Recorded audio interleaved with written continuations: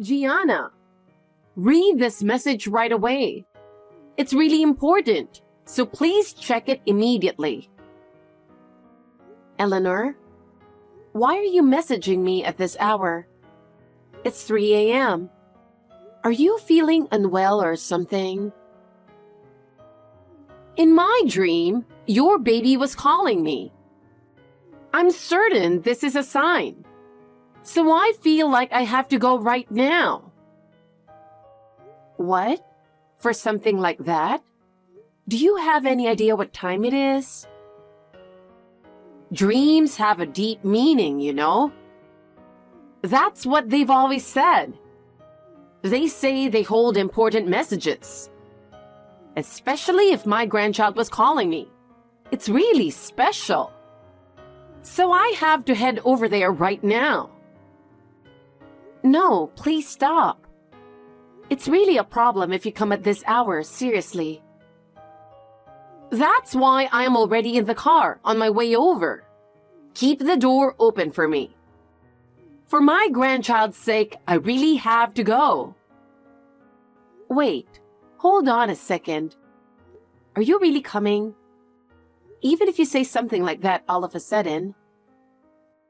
If there's a sign like this, of course I have to act. Dreams have a deep meaning, especially when it comes to family. That's why I need to take action right now. But, no really, even if you rush over like that, please, you can't come here right now. It doesn't matter what you think, Gianna. I can't just ignore this dream. It's my role as a grandmother. You'll understand once you become a mother too. No, I'm really sorry. But coming in the middle of the night it's just not reasonable. Reason doesn't matter. Answering the call of family comes first. Just open the door. I'm sure this is fate. It's a sign that something amazing is going to happen, and we can't miss this chance. Eleanor. Hey, you're home right now, aren't you?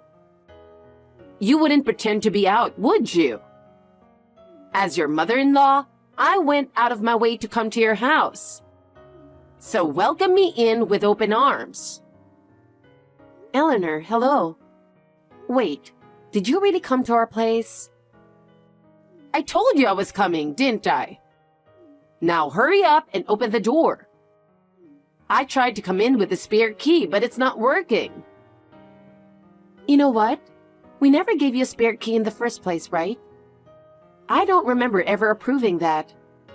Also, I think we've talked about this before, but because you tried to use that spare key to come into the house several times without asking, Noah took the key back from you. He went off on you pretty hard, right? Did you already forget? But I'm Noah's mother. Is it really such a problem for a mother to come into her son's house? So what? Just because you're his mother doesn't mean you can come and go from our house whenever you want. Making a copy of the spare key, isn't that a little too much? What are you talking about? Of course it's necessary. You have to be extra careful. There might come a time when having a spare key is essential, so being prepared is just part of being a responsible adult. Don't worry. We were also extra careful and changed the locks. You can't use that spare key copy anymore. Wait a minute. You changed the locks without even consulting me? What's the meaning of this? Changing the house locks without telling me? Eleanor, you made a copy of the spare key without consulting us. What's that all about? What happened to our privacy? Oh, I see. Now I understand why the key didn't work. That explains it. But that doesn't matter. Now just open the door.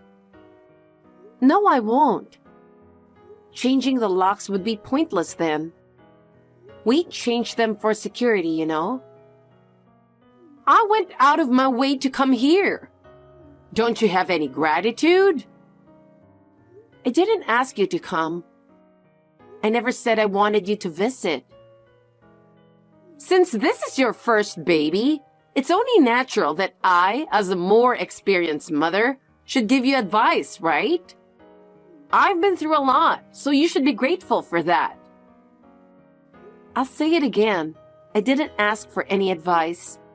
And besides, times have changed. What was normal for you when it came to childbirth and parenting just doesn't cut it in today's world.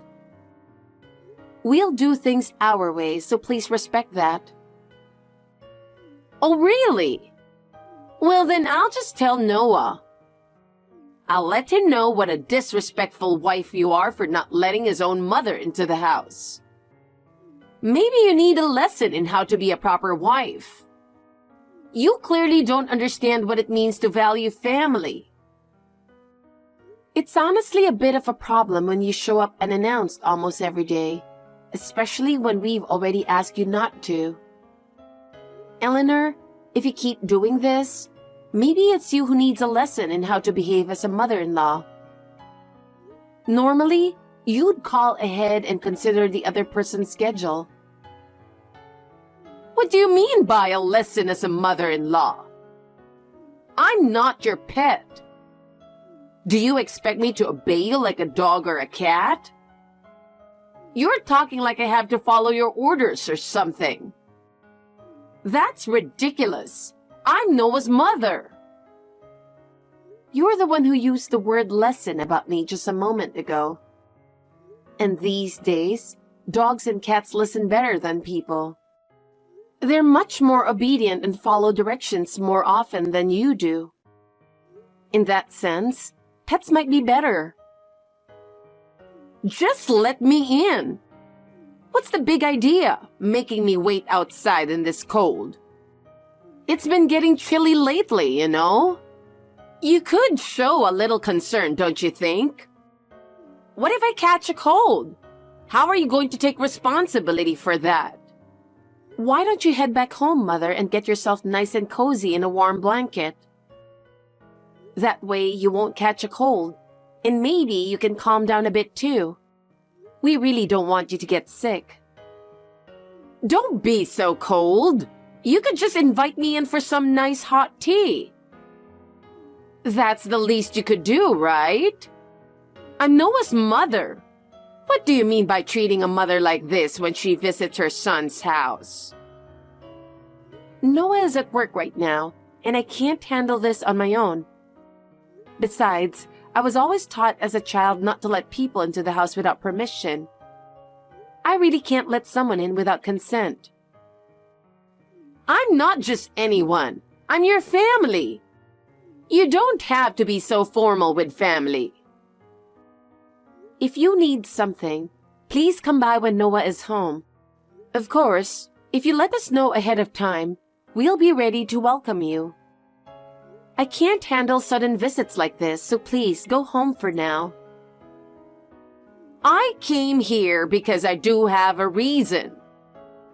I even thought of some names for the baby. We've already discussed that, haven't we? We want to choose the name after the baby is born, thinking about them together as a family. Just between me and Noah, we made that clear to you. But this is my first grandchild. I have naming rights too, don't I? No way. I refuse. Absolutely not. As usual, you're such a rude and bold daughter-in-law. And you're still such an intrusive and disrespectful mother-in-law. I've thought of names that are way better than anything you two could come up with. So at least listen to me. If it's just listening, sure. Please send them over on WhatsApp. Let me into the house. If the names are good, I'll let you in. Consider this a test to see if you can come in. Seriously, this is what's wrong with today's wives. My favorite show's rerun is starting in 5 minutes. So, could you keep it short? Just because you're on maternity leave doesn't mean you should be lazy. Just because no one's giving you attention doesn't mean you should come by every day. Oh, now it's 4 minutes left. Fine then. I've come up with names for both a girl and a boy. Oh, is that so? I appreciate it. For a girl, how about Princess, Glitter, or Starshine? Excuse me? Princess, Glitter, Starshine? You really have no taste, do you? Wait, what? Is this really about taste? For Princess, I meant Venus. That's setting quite a high bar for beauty. For Glitter, I meant Ariel. But disappearing into bubbles sound like a bit of a problem. And it kind of reminds me of dish soap. Or how about Cruella de Vil? Nice. Sounds like she'd be a strong woman. I kind of want that name for myself now. Aren't these names all adorable? All of them are rejected. Why? They're what you call bizarre names. I don't want those weird names for my child. I can already see how much trouble the kid would have in the future. And you don't like Jupiter for a boy either. What's wrong with your taste? What's wrong with your taste, Eleanor?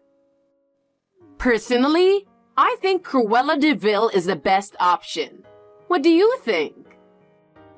There's nothing to think about. It's a hard no. Honestly. Okay then, let's move on to boys' names. I really don't want to hear any more. How about a name Flint? Well, that's surprisingly reasonable. But actually, it's Flintstones. Wait, what? Flint as in Flintstones? That's ridiculous. Exactly. It's a totally unique twist. No other kid will have a name like that. Don't you think it's a brilliant idea? I don't think even the weirdest game or show would use a name like that. Calling it a bizarre name is just rude. Then how about Bobby Bear? Huh? Wait a second. You don't mean... You're not talking about an actual bear, are you? Pooh! You mean like the cartoon character? Pooh works too. No, absolutely not. A yellow bear named Bobby Bear? That name would only be considered cute until about age 2, max. Are you being serious, Eleanor? I'm dead serious. If you're thinking about the child's future, there's no way you'd come up with a name like this. I'm completely serious, and I'm thinking of the child. This is my first grandchild, after all. I will choose the name. Do you want to burden the child with such a name for life? What kind of hardship are you planning to put them through? I put so much thought into these names, and you call it a burden? Coming over every day with ridiculous, bizarre names and showing up unannounced is seriously annoying. I'm on maternity leave, and I'd like to calmly prepare for the baby's arrival. I'm helping you prepare by coming up with a name, just in case the baby comes any day now. So, Eleanor, are you saying you actually like one of those names? Of course! I put a lot of effort into thinking of them. All right, then we'll go ahead and use one of those names. Oh, I'm glad you've finally come around.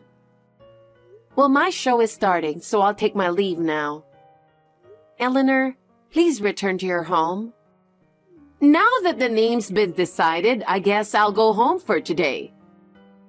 But I'll be back tomorrow to ask which name you picked. And make sure you have a spare key ready for me by then. Hey, listen to this.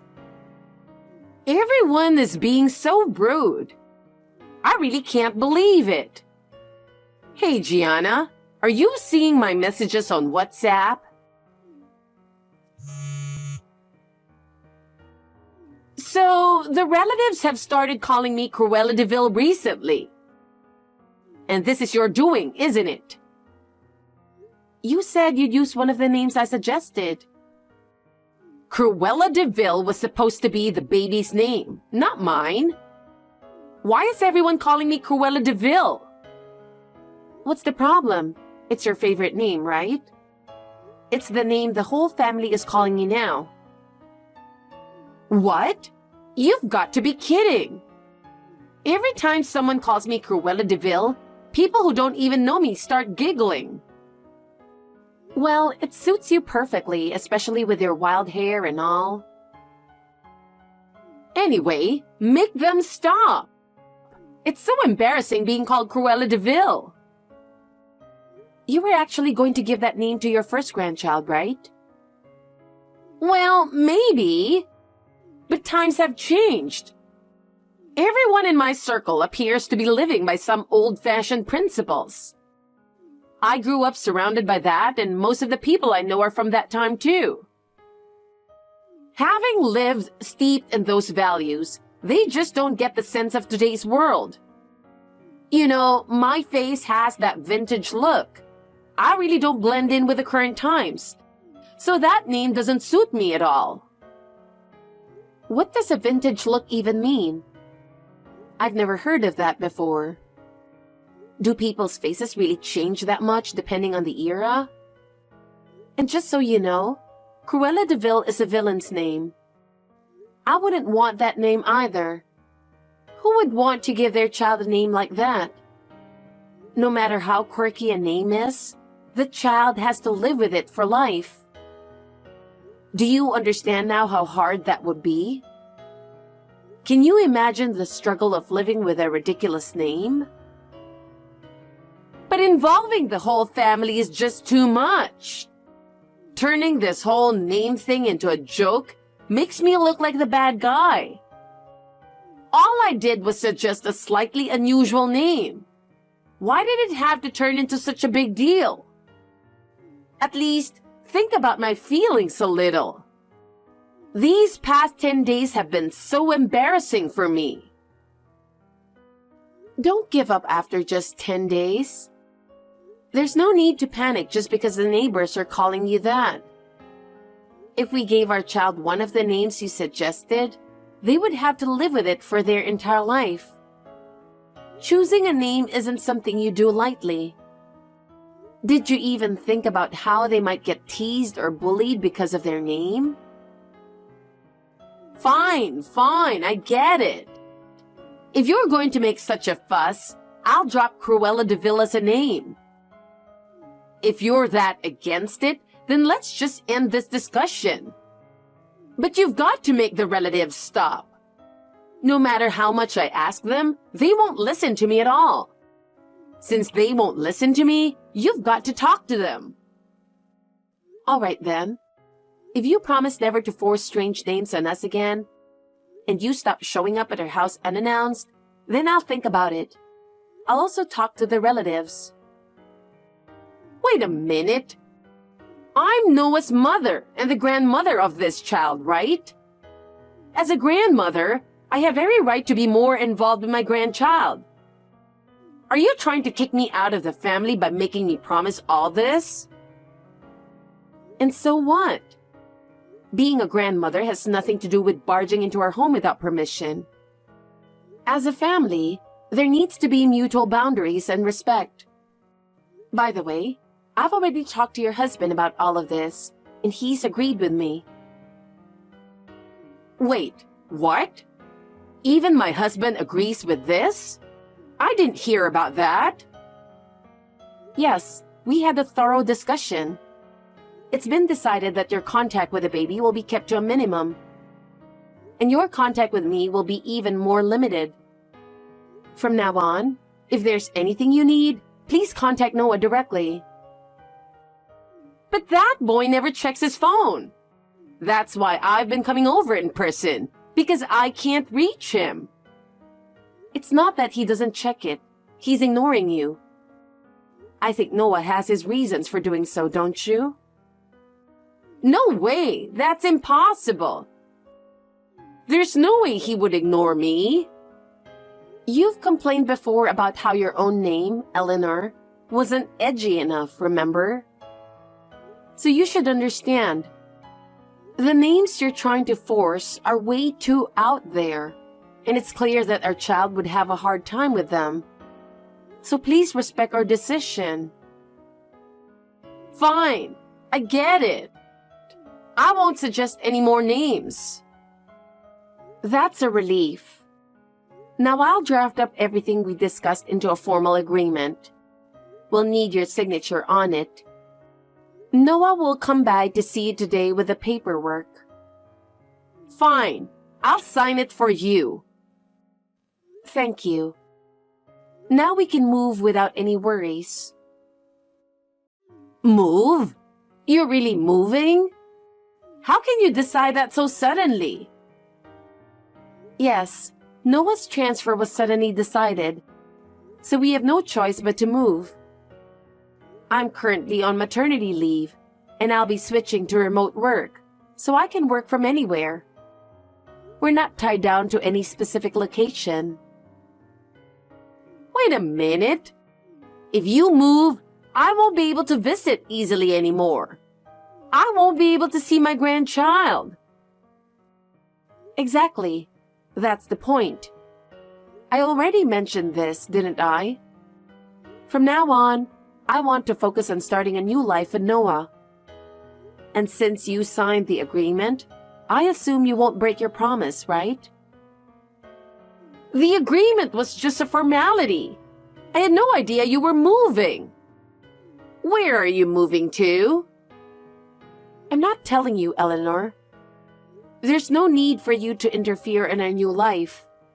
I'll be preparing for a home birth and, after that, we'll move to our new place. I don't think we'll be seeing each other again, so please, take care. Wait! Hold on! I've been looking forward to meeting my first grandchild. I can't accept this. I must see my grandchild. Honestly, seeing a Cruella de Vil-like mother-in-law every day was really stressful. Now I'm finally free from that burden. Don't say that. We're family, so we should try to get along. I'm sure we can improve the relationship between us, right? It's too late to change your attitude now. It's far too late for that. Our relationship can't be fixed anymore. I promise to always call ahead from now on, and I won't just barge in anymore. So please, don't make this the end.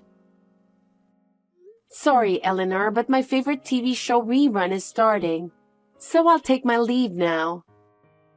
I don't want my fun time interrupted. Wait.